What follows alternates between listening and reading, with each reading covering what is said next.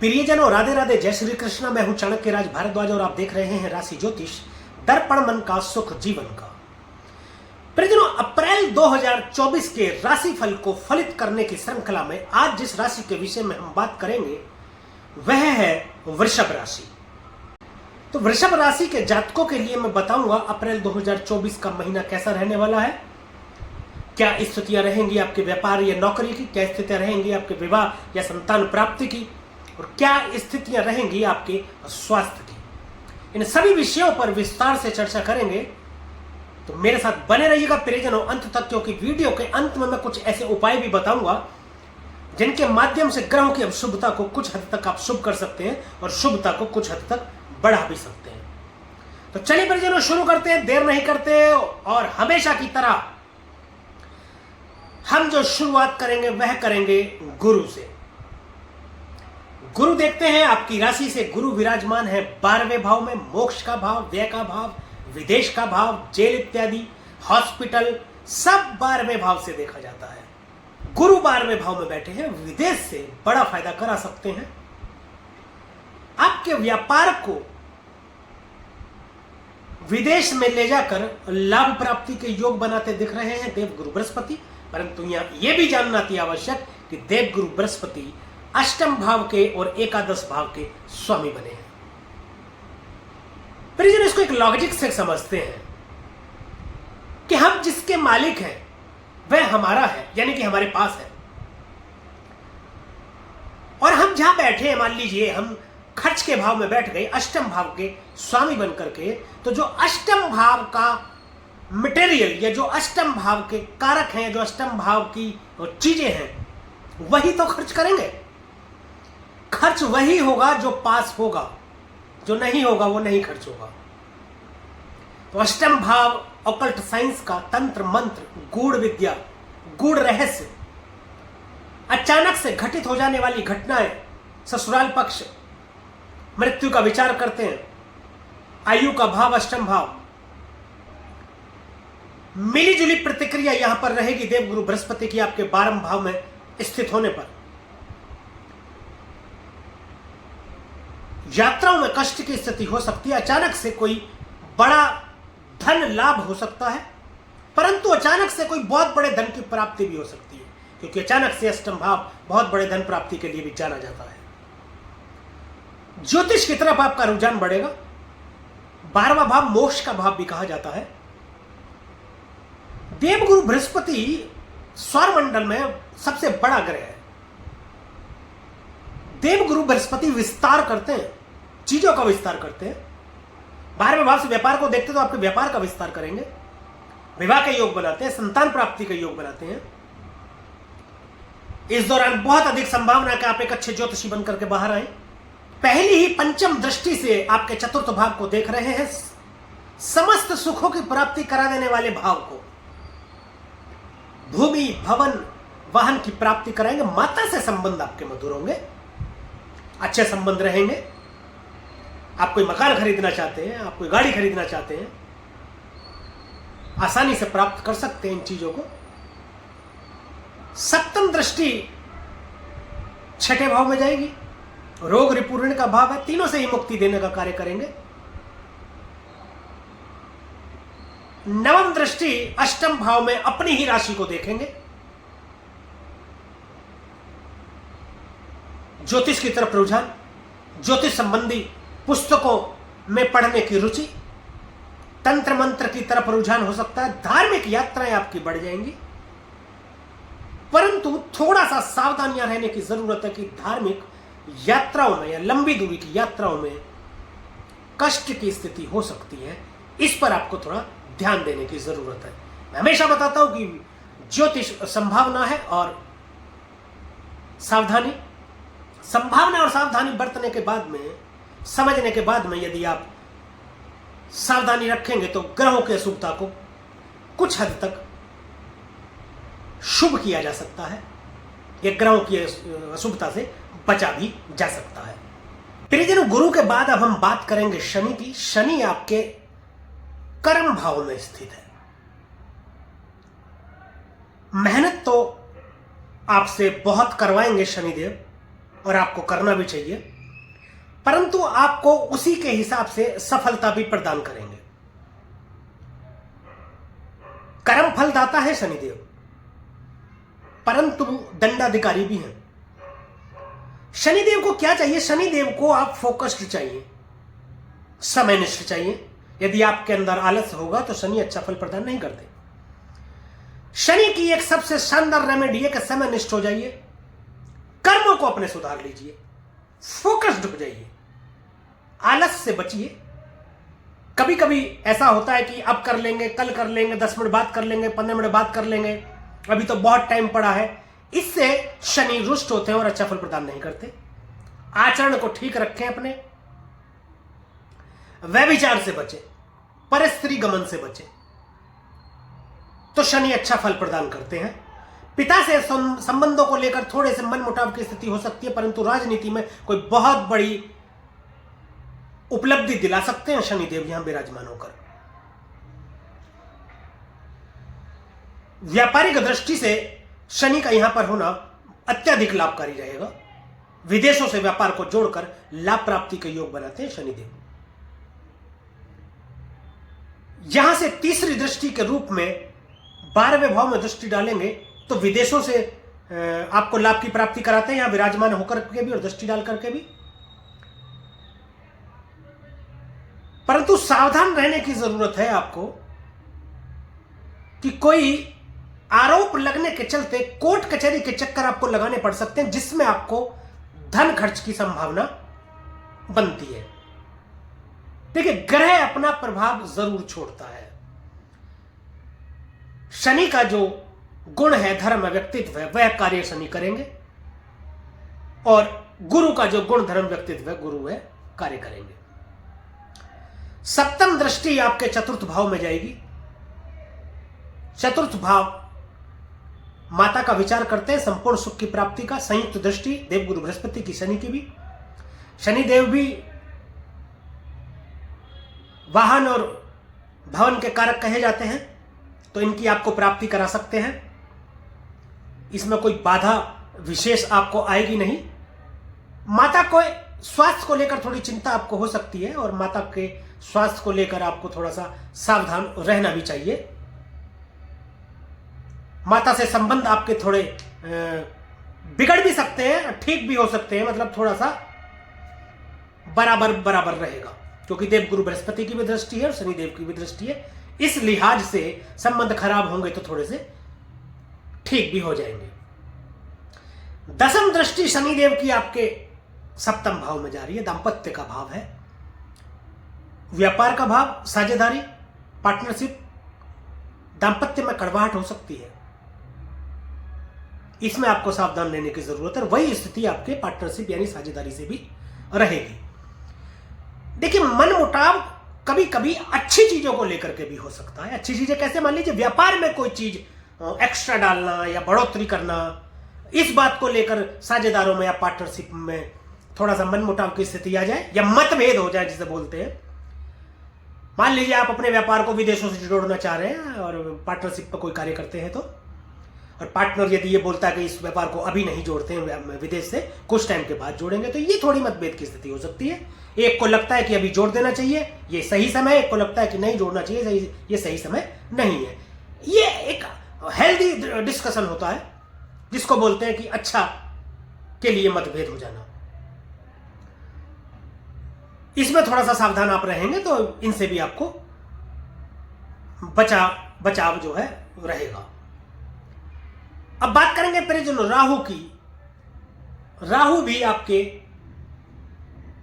एकादश भाव में विराजमान है। 11वां भाव लाभ का भाव है।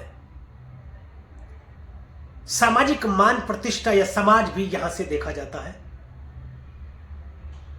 बड़े बुजुर्गों का भाव है 11वां भाव।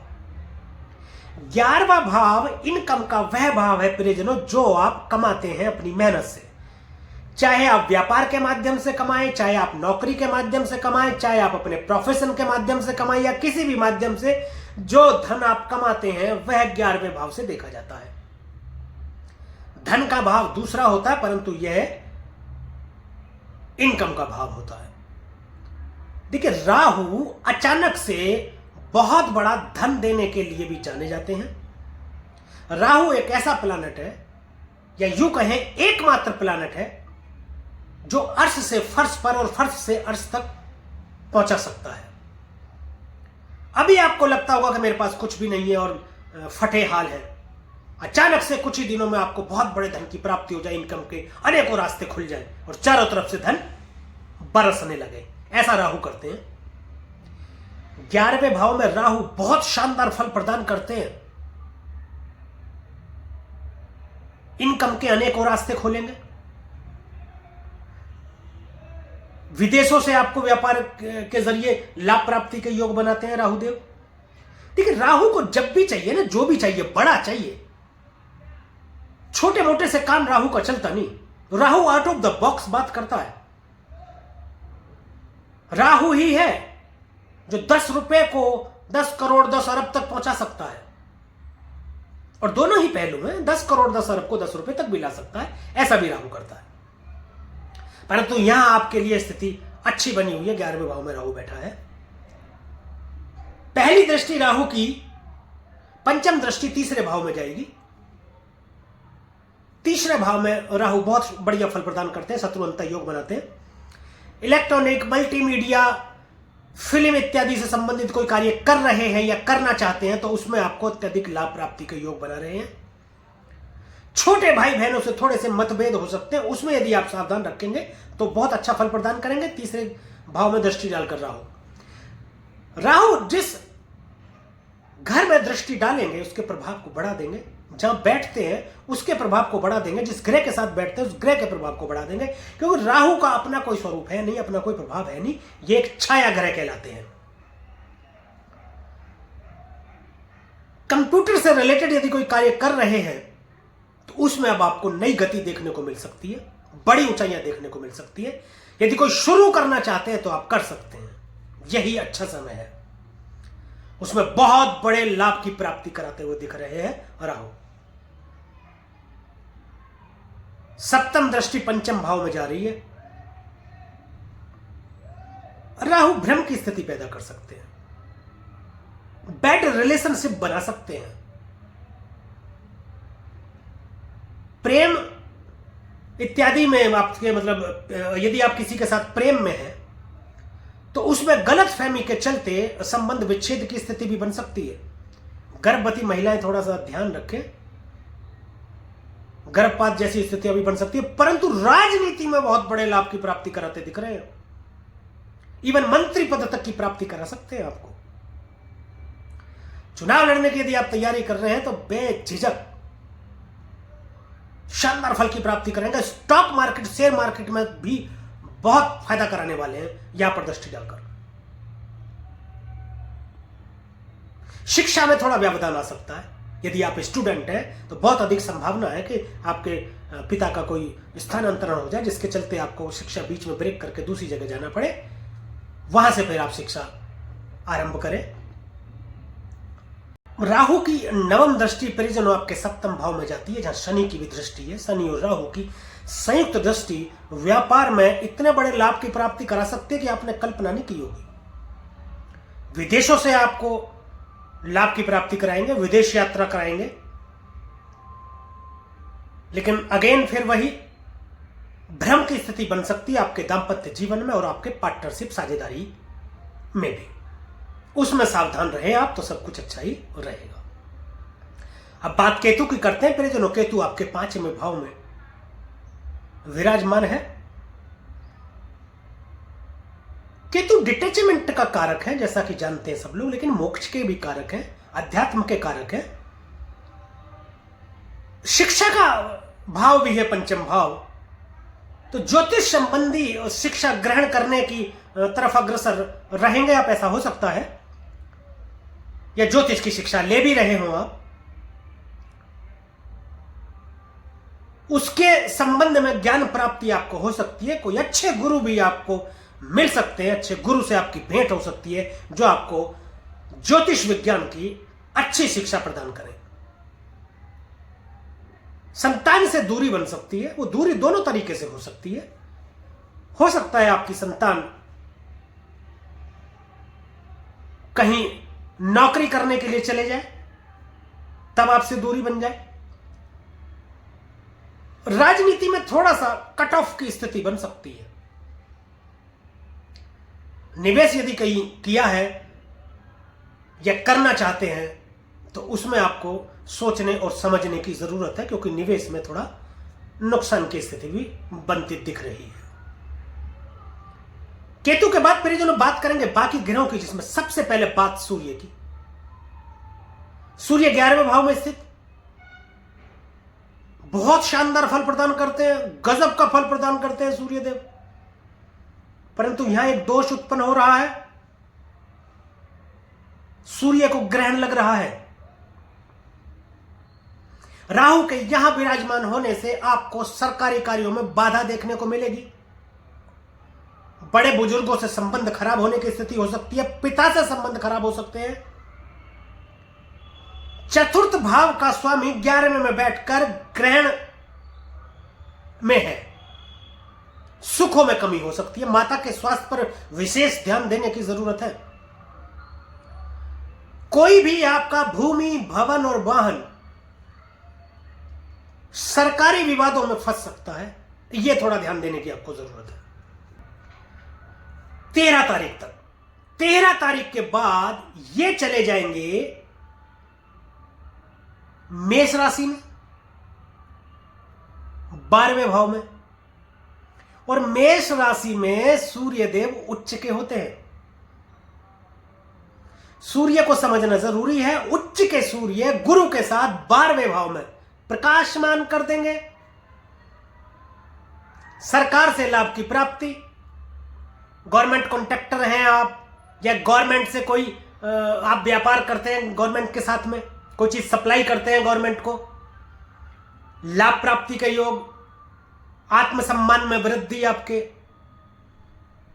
परंतु दांपत्य जीवन में थोड़ी सी कड़वाहट की स्थिति, क्योंकि सूर्य अग्नि है, सैया सुख का भाव है 12वां, उससे आपको सावधान रहने की जरूरत है।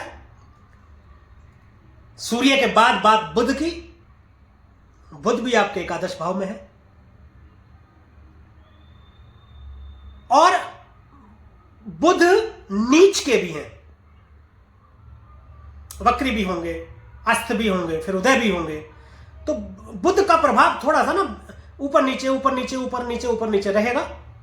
राहु के साथ रहने से स्थिति यह बन रही है कि डॉक्यूमेंटल चीजों पर विशेष ध्यान देने की जरूरत है। कहीं आप सिग्नेचर करते हैं, चाहे वो प्रॉपर्टी के पेपर हो, चाहे आप अपनी कंपनी में बॉस है, चाहे कंपनी के मालिक है, किसी के प्रमोशन या डिमोशन पर साइन करते वक्त या चेक्स इत्यादि पर साइन करते वक्त विशेष ध्यान देने की जरूरत है।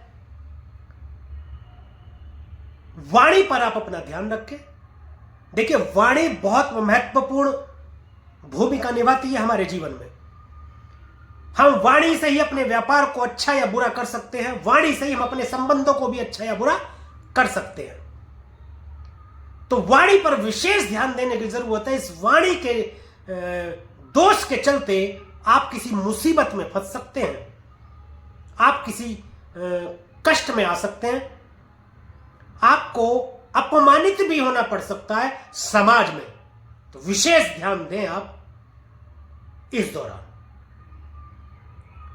बुध के बाद शुक्र की एकादश भाव में है और शुक्र उच्च के हुए, अच्छी बात। लग्नेश लाभ के भाव में है, षष्ठेश भी है। स्वास्थ्य के प्रति सचेत रहने की आवश्यकता है, परंतु लाभ के तो अनेकों रास्ते खोल देगा। व्यापार में लाभ की स्थिति बनेगी, नौकरी में लाभ की स्थिति बनेगी, यानी कि धन प्राप्ति के योग बनते दिख रहे हैं। अब प्रियजनों बात करते हैं मंगल की। मंगल कर्म भाव में स्थित है, 10वें भाव में, और शनि के साथ। कहते हैं कि जब मिले शनि और मंगल तो रहेगा दंगल ही दंगल। शनि और मंगल के मेल को अच्छा नहीं माना जाता कतई। कार्य क्षेत्र में अत्यधिक एनर्जी के चलते किसी समस्या का सामना करना पड़ सकता है। चूंकि सप्तम भाव के स्वामी है मंगल और कर्म भाव में बैठे हैं, सप्तम भाव व्यापार का भाव है, तो व्यापार को नई ऊंचाइयां देंगे। इसमें शनि भी मदद करते हैं। दोनों ही अपने अपने क्षेत्र में हेल्प करेंगे आपके लिए। भूमि से आपको लाभ मिल सकता है, प्रॉपर्टी से आपको लाभ मिल सकता है। तो परिजनों, यह था अप्रैल 2024 का मासिक राशिफल वृषभ राशि के जातकों के लिए।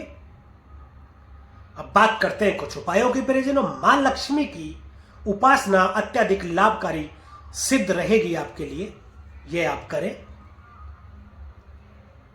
मां लक्ष्मी के मंदिर जाकर के सफेद पुष्प उनको अर्पित करें।